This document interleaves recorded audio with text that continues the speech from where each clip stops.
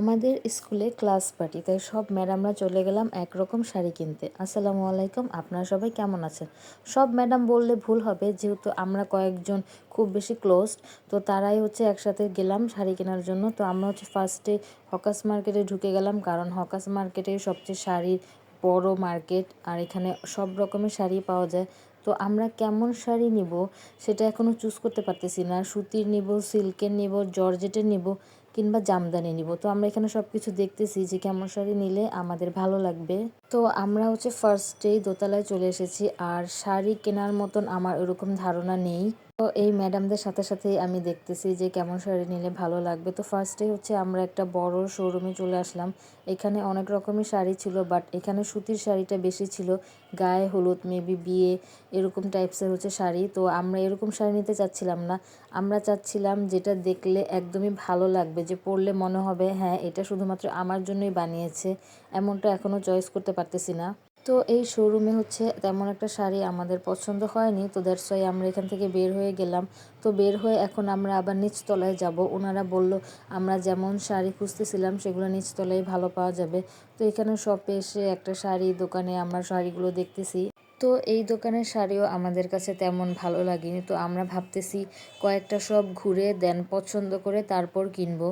But বলতে হবে আমাদের স্কুলের টিচারের ধৈর্য আছে, কারণ আমি এত ঘোরাঘুরি করে একদমই পছন্দ করি না। তো শাড়ি কিনতে কিনতে আমরা আবার একটু টি ব্রেক নিয়ে নিলাম। তো দেন তারপর আবার শাড়ি কেনা শুরু করব। তো বাসা থেকে যেহেতু 4টা বাজে বের হয়েছি, মাথাটা একদম ঝিনঝিন করতেছিল, আর বিকালে চা না খেলে আমার একদমই হয় না।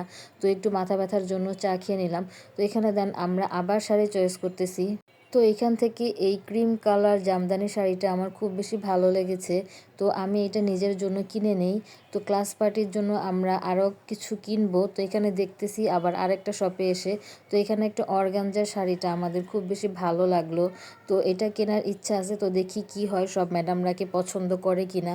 তো আমরা কোন শাড়িটা কিনলাম এখন দেখাবো না, ক্লাস পার্টিতে পরলে সেদিন দেখতেই পারবেন। তো 100টা দোকান ঘুরে 200টা শাড়ি দেখে অলমোস্ট আমাদের শাড়ি কেনা ডান। তো এখন আমরা বাসার উদ্দেশ্যে চলে যাব। তো শাড়ি কেনার পরে এখন আমরা কোনো রকমের রিক্সাই খুঁজে পাচ্ছি না, একটা রিক্সাও যাবে না। শাড়ি কিনতে কিনতে মিনিমাম 4-5 ঘন্টা হয়ে গেছে।